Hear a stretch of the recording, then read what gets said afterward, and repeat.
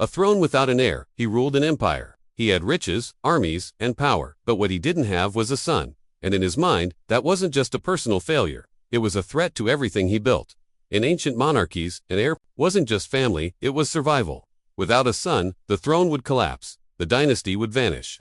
And this tyrant could not accept that. The curse of the gods, the priests whispered that the gods were punishing him. Astrologers warned of a dark omen hanging over his bloodline, and he believed them. He saw his childlessness not as biology but as divine vengeance. So he turned to superstition, sacrifices, rituals, blood offerings, each more extreme than the last. But when the heavens stayed silent, his fury turned inward. Blame the people. If the gods won't bless me, someone must be stopping them. He looked to his people. The kingdom is impure, he declared. If I cleanse it, my son will come. Thus began one of the bloodiest purges in human history. 72,000 would die, not because of war, not because of rebellion, but because of one man's obsession. Massacre by mandate. It started with whispers, then soldiers, then fire. Entire villages were erased. Every person accused of impurity, heresy, infertility, or disloyalty, slaughtered. No trial, no mercy, just a number, 72,000, chosen arbitrarily, as if death could be measured in math. The madness within, he stopped sleeping. He stopped trusting. Even the walls of his palace weren't safe from his suspicion. He executed midwives, tortured physicians, blamed his own wives. Every month without a child drove him deeper into paranoia. He began to believe the entire world was conspiring to keep him childless, murdering his own blood. The greatest tragedy? He didn't only kill strangers, he killed his own family. One of his daughters was accused of disobedience. She was poisoned. A brother who suggested adoption, beheaded. A concubine rumored to carry a cursed womb, burned alive. This wasn't just tyranny, it was self-destruction disguised as divine justice.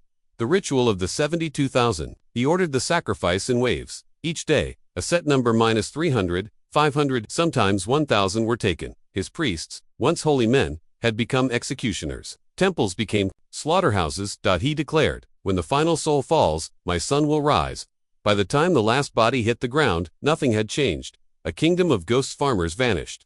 Markets emptied. Trade halted. Families fled. The empire, once rich and buzzing, became a graveyard with a crown. There were no songs, no births, no weddings, only silence. The tyrant had wanted legacy. What he built was ruin. The prophecy fulfilled. A forgotten seer had once told him, your dynasty ends not through death, but through your own hands. He had laughed then, but now, as his empire withered, as no son came, as his name was only whispered in fear, he realized he was the prophecy, the final Dazik alone, and feared by all. He wandered the palace halls, clutching scrolls of names. The 72,000 he had killed. He ordered them read aloud every night. Maybe the gods are counting, he'd whisper. Maybe they'll see I gave everything.